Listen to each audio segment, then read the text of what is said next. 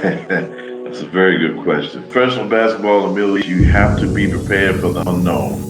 Demands on the import is a little different than other markets. You're here to score. What you prioritize as a player is maybe 3 times more than what they're currently making. You would expect at least 25 a game. Let's be honest, a lot of Americans are going to have a lot of reservations about going to the Middle East because of the things they see in the media. And when I touched down in Dubai,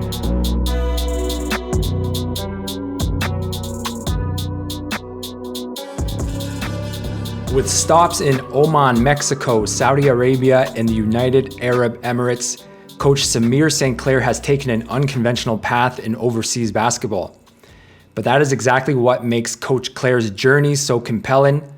Proving himself in these unknown markets, St. Clair has enjoyed a long and extensive career in pro hoops, and by doing so has shown that this game is truly international.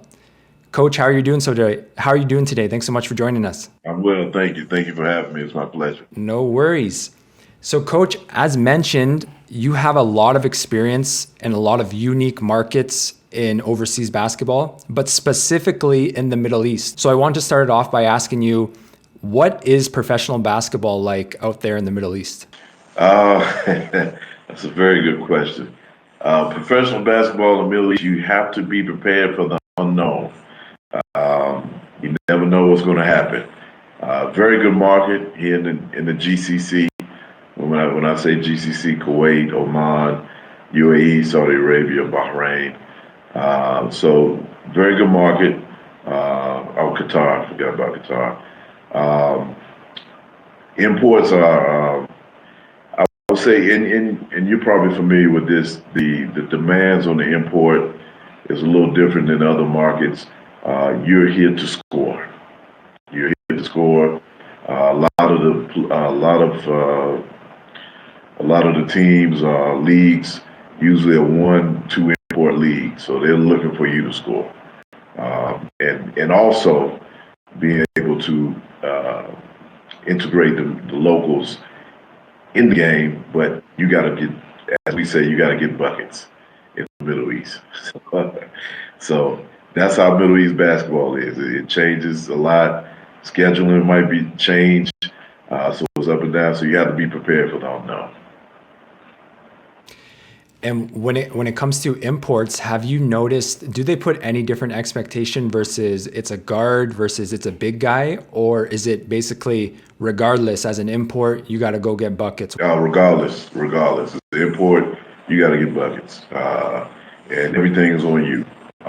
As an import, it's all on you. When I went to the UAE in 2010, it was a one import league, all bigs, and you had to score. I think now UAE is going to two imports. When I was in Saudi, it was two imports. It was usually guard and big. Those guard and bigs, as we would say as coaches, I mean, you would expect at least 25 a game from your imports. And then from there, you get your some points from a couple of locals, and you have a chance to win. So you expected 25 a game. You have to do that, and there's a lot of pressure on those imports. And so when you're recruiting as a coach, what do you look for? Do you just look for guys who are straight buckets, or does it matter if they're a winner or not, if they come from a winning program? For me, I always tell guys that, especially because a lot of, as an American coach, I'm also, the spotlight is a little different on me.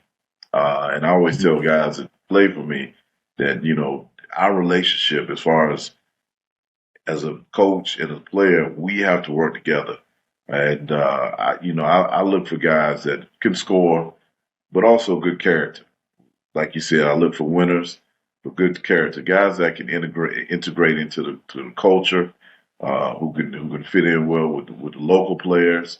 Because if you bring guys that are just bucket getters and they're not good people, you're not going to win, and it affects my job also. So I like to work with guys that I know. I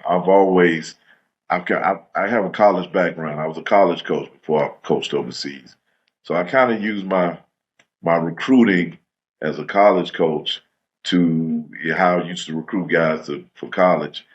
I used similar processes to to interview guys that I want to bring in to coach with my teams. So I look for character, I look for winners, and also you gotta get buckets. But as an American coach, an American player, we got to work together because the spotlight is on us every day. Every day the spotlight is on you, and you're going to take the blame. I'm going to take the blame. That player's going to take the blame. So it's good to have a great working relationship with a guy with good character that's a winner and can also play. Yeah, that's a really important point because as an American coach, it's really different because I think what a lot of people would be curious about is how do you actually communicate with your players, because you see this not only in the Middle East, but I know when I played in Latin America, there was a lot of Americans who came and they couldn't speak any Spanish at all. But the coach couldn't speak English, the locals couldn't speak English. There'd maybe be one or two guys who spoke in broken English, and like you still had to get busy as an American. You still had to get busy as an import and play well, even though he's drawn up a play and you don't even know what the play is. How has that dynamic, being an American coach, how do you communicate with the locals, and how do you actually get your American to like mesh with the locals in that way? Been lucky, blessed, because the places I've been, there's always, there's English has been. Some of the guys speak English better than others. So it's all been a majority of guys that can understand I would say, the language of basketball. My first two clubs in the UAE, I was blessed to have a few locals that English was very good and they could translate for me.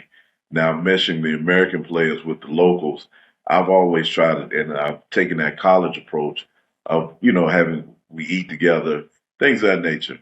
Take guys out to see the country or whatever so they can blend and understand the culture. So that has helped on the floor. When I was in Japan, I had a translator. Um, when I was in Mexico, I had a translator, which was, my assistant coach was my translator. But as far as the Middle East, I've always taken one or two players that can speak English pretty well and use them as my translators. And I've picked up the language too. My wife speaks Arabic, so she's taught me some words, and that also builds the trust with the local players. If you're showing effort to kind of learn the language, that helps out on the floor also. So I've tried to do my best to learn some of the language. Even when I was in Japan, I've tried my best to learn some of the language so I could communicate with the guys.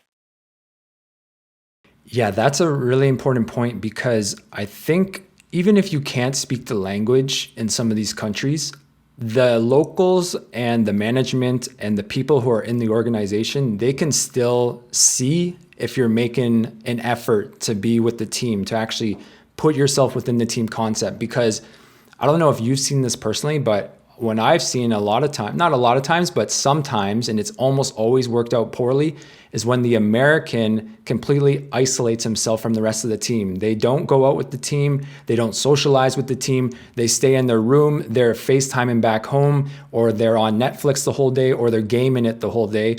And I get it, like you're homesick, but at the same time, there has to be that other switch that flips in your head of you have to actually try to make an effort, because that translates, like you said, to the court and the actual on-play production as a whole unit. Very true. Very true. Very true. And that builds trust. It builds trust with the local guys. Because I always tell all my American guys that your career, especially in the Middle East, is really determined by the locals. Because you can score 30, 35, but if you're not getting them involved, if you're not being that team player, that teammate, they can kill you in the market because they talk. They can definitely kill you. Definitely. Now, of all the places you mentioned, we were talking about UAE, Japan, Mexico, Saudi Arabia, Oman. We didn't mention Europe. Is there a reason why you haven't coached in Europe? I mean, I would love to go to Europe and coach, but I never had the opportunity. I started out, I was a D2 assistant, and a former player I was playing the UAE, and that's how I got to the UAE. He was very good with management. They loved him, and coach was fired, and he contacted me, and coach, um, they want to bring you in, and so that's how I got to the Middle East. And then from there, I stayed in the Middle East in 2016 and went to Japan for 3 years. Also through another connection, a friend of mine that was coaching in Qatar, he left Qatar and went to Japan, and he got me in Japan. But I would love to go to Europe in some fashion, but never had the opportunity to. So. Despite that, you landed in the Middle East. Did you have any types of reservations, or did you have any types of fears going to the Middle East? Because let's be honest, a lot of Americans are going to have a lot of reservations about going to the Middle East because of the things they see in the media. There's only bad guts and blood coming out of the Middle East when it comes to American media. So what was initially your thought when you thought, oh man, I'm going to go to the Middle East? Were you scared? Really scared, listening to media. My plan was I wanted to get some head coaching experience.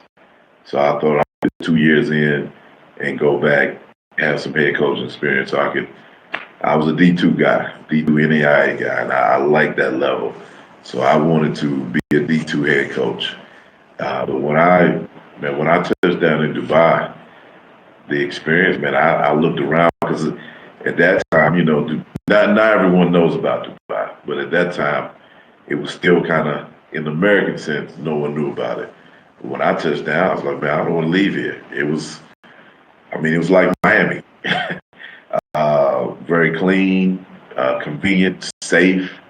Um, I loved it. I loved it. And from there, I was like, man, I don't want to leave. A couple of years later, I met my wife. My daughter was born there. So I made it a home, and it's been a great experience.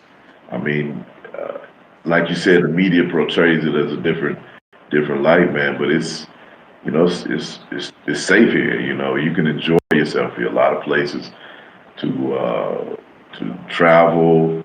The basketball is improving very much so from when I first got over here. So, man, I love it. I love it. I love the Middle East. Yeah, that's very similar to when I started. My first contract was in El Salvador. And this was when El Salvador was going through a really tough time. I think it was actually the murder capital of the entire world per capita at the time. And it was just overrun by gangs, cartel, drug trade. And I remember when I went there, it was just identical to you. Terrified of going there, not knowing what's happening. Your head's on a swivel at all times. But it's really interesting because usually from Americans, I won't say all of them, but I'll probably say like 80% of them, I've heard that usually when they come back from the Middle East, they say, oh man, that was a lot different than what I thought it would be. And it's not quite exactly what they say in the media. So I think like stories like yours are really important because it actually kind of shifts that mindset a bit, because now we're actually listening from people who are living there rather than getting it through the media and whatever they're going to put and portray and whatever their agendas may be. You as a coach or you as a player have no agenda. It's just whether did you like it or did you not. It's your personal experience.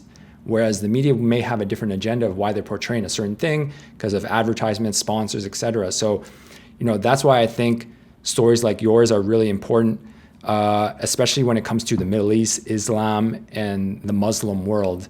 Do you consider yourself nowadays, like because you've been there for so long, do you consider yourself as in some ways like an ambassador for that part of the world or that part of basketball? Because it's still the overseas basketball as a whole, everyone still is fixated or still wants to focus on Europe. A lot of players, they say, I want to go into Europe no matter what. It doesn't matter because of the lifestyle, because of there's where the best basketball is. But now we're seeing other parts of the world like the Middle East or Latin America or even Africa with the BAL. They're able to show that they have good basketball too. They have good players, they have good wages, and players are coming and going safely. There's not a lot of security concerns or security stories that you hear. So I'm just wondering, on your perspective of that whole thing, have you seen the mindset shift a bit towards Middle Eastern basketball? I have, and I've seen a lot of guys contact me who spoke to a lot of players who played in the Middle East, like, Coach, we didn't know. We talked to so about just the lifestyle and just, the basketball. Because, I mean, I tell players all the time, one, that, the salaries are great here. It's a great place to live. It's less strenuous on your body. I mean, you're not practicing 3 or 4 times a day. Um, you might play 1 or 2 games a week, so you can stretch your career out here for a long, long time. All long as you have to do is win and score you 25 plus a game. And this market is, if they know you, and if they feel that you can integrate into the culture, you do well with the locals, you can be recycled to all of the GCC, Qatar, Oman, Saudi Arabia, UAE. So a lot of guys I've known that were here for a long time, they played in Bahrain, they mix and match in different countries because they have now built a reputation in the basketball world in the GCC or in the Middle East that they play well, and then they can fit into the culture and fit in with the locals. And that's kind of what happened with me. I mean, this is my fourth club in the Middle East. Left and came back. I was 3 clubs, and then I went to Japan, went to Mexico, came back home, and now I'm back here because I built a reputation where I can coach the locals. I'm cool with the culture, so I won. So they recycle, so um, guys are now really figuring out, hey, I don't need Europe, especially with the money they're paying in the Middle East. Yeah, a lot of it is, I guess, prioritization too, because some guys, like I've had this conversation before with some guys, like there will be an offer that is maybe 3 times more than what they're currently making, but they'll say, no, I want to go where the best basketball is. I want to go play in Spain, second division. So they want to play in Spain gold, but they're only making 1,500 euros or something like that. Versus they had some other offer in Latin America or the Middle East, and it was going for 6,000-7,000. But they say, I don't actually like the style of basketball. I want to play the best basketball possible. I want to try and get in the first division of Europe.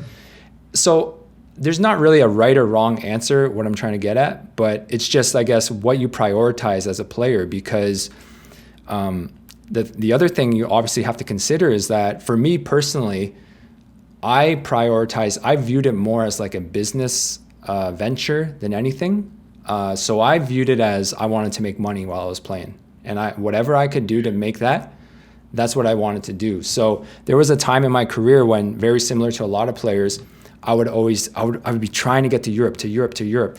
And the contracts would be like 400 euros, 300 euros to start, because it's a completely new market, right? If I'm playing all my basketball in Latin America and I'm building my name there, and then I want to cross over to Europe, unless I'm in the top leagues of Latin America, then it's not necessarily going to cross over to Europe. So that's another thing that players have to consider is, if you spend a lot of time in another market and then one day you say, I want to cross over to the Middle East, it doesn't necessarily work like that, in my opinion, unless you're in the top leagues of Europe. Then you can probably cross over to anywhere. But just because you're in like the third or fourth division in Europe, that doesn't mean that, because European basketball is better, quote unquote, that they're going to get you as an import in Oman or Qatar or Saudi Arabia, because it's completely different styles. At least that's what I think. What do you think, Coach? I totally agree. It's definitely different style.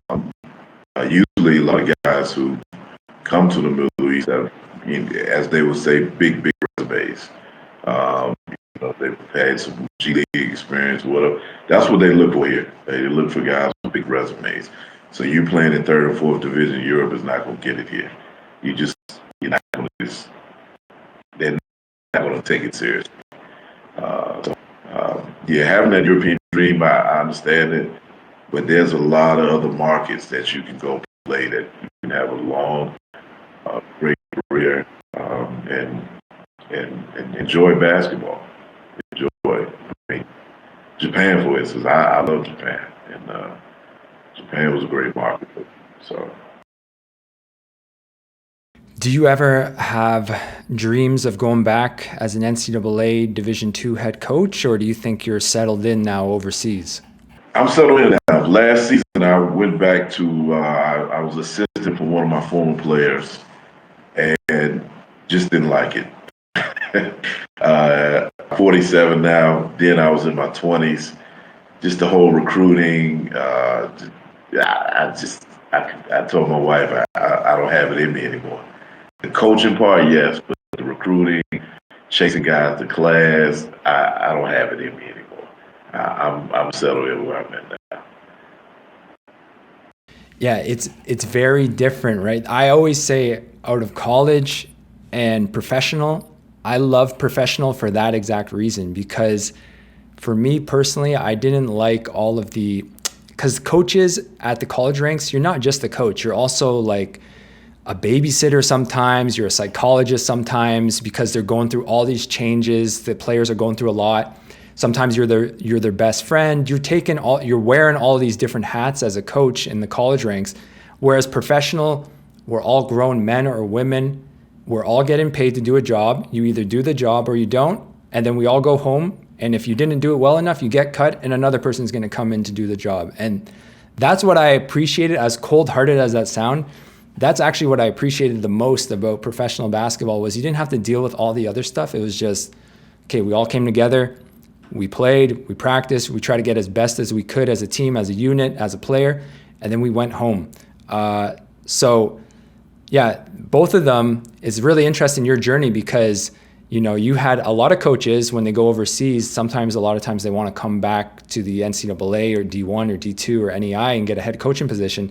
But it seems like you're pretty settled into the professional lifestyle, which I find pretty interesting. I am. I just, COVID hit. I was in Mexico. We played one game. I remember vividly.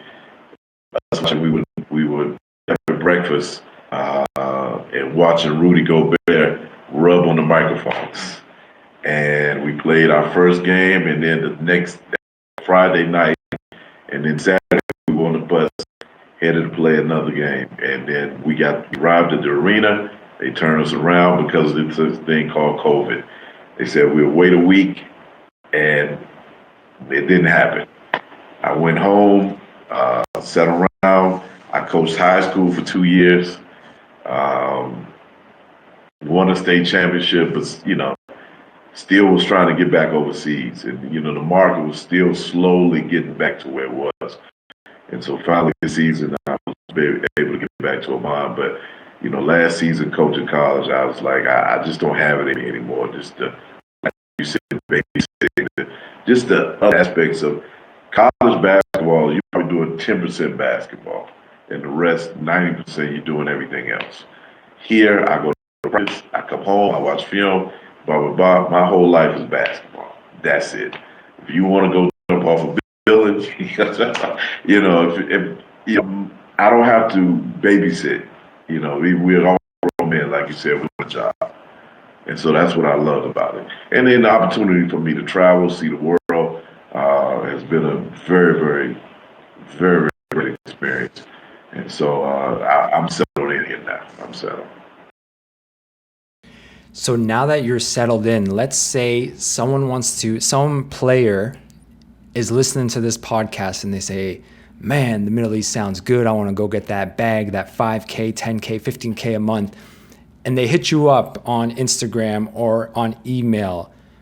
What would you say would be the best way to communicate their worth to you? Because this seems to be an epidemic right now in overseas basketball is people reaching out to coaches or to agents in such an unprofessional manner. Some guys just send in their highlights without any context at all. Other guys speak in slang, calling you bro or homie, and you don't know each other at all. How would you say would be the best way to actually communicate with a professional coach in order to maximize their chances of signing a contract? Well, you definitely, you got to be professional. You don't know these coaches, you don't know the agents. You have to approach them in a professional manner. Come with a profile, have some video ready, prepared. But like you said, don't reach out to me, hey bro. Every day, I get videos of guys just sending me highlights. Hey, what's up, man? Can you get me in the Middle East? I mean, I don't know you. Um, you have to approach it like it's a job. It's a job. You're really promoting yourself because and it's different because a lot of times you're approaching a non-American, a guy that's not American, or doesn't from a culture. So they're definitely not going to understand. Hey, bro, your approach has to be humble, professional, and and I read a lot of your posts, which I totally agree. Um, you just have to know who you're approaching, your market, who you're reaching out to. Because hey, bro, all that just videos, it's not going to work. I don't know you. Um, and usually, a lot of the guys that I've coached have been word of mouth from other coaches, the agents that I trust. Are guys that when I get jobs, and I've coached them before, hey, I got a job. Are you available? That's how a lot of guys, because I trust them. Uh, so you have to set yourself apart from a lot of other, people sending emails and everything to agents and teams and coaches. Uh, and it has to be professional, professional.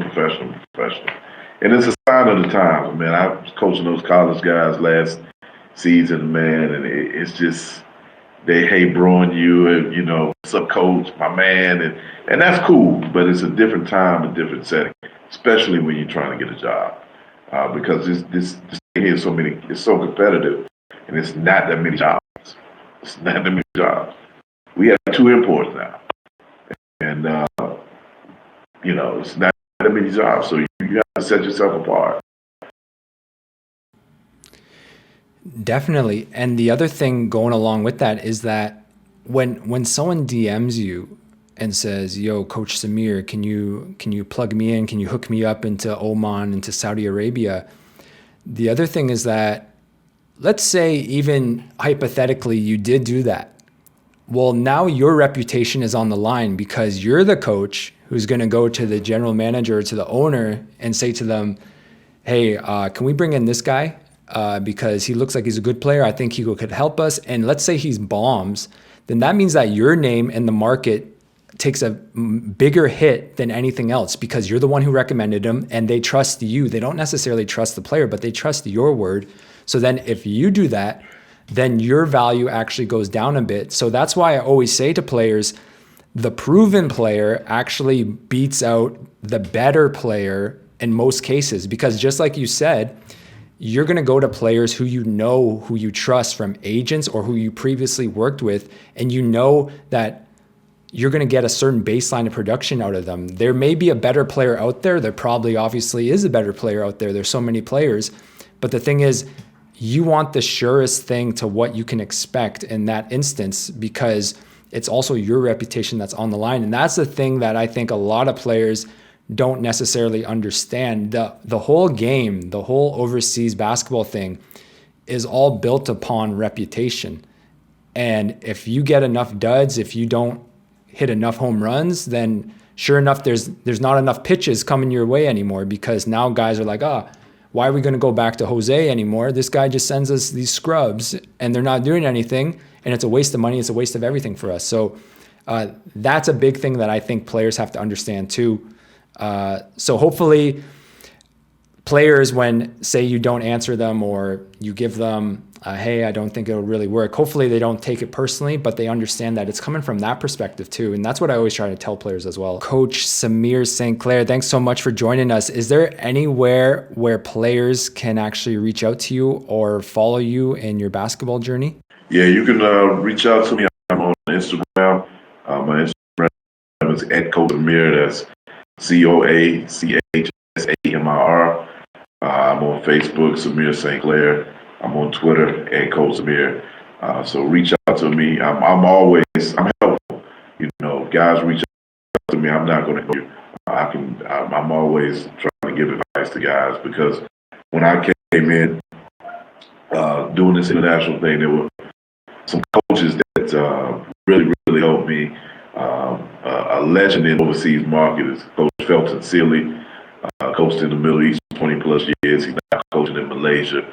Robert Taylor, Aaron Carr. So those guys were able to help me when I came here. So I want to give back to players and coaches trying to get overseas.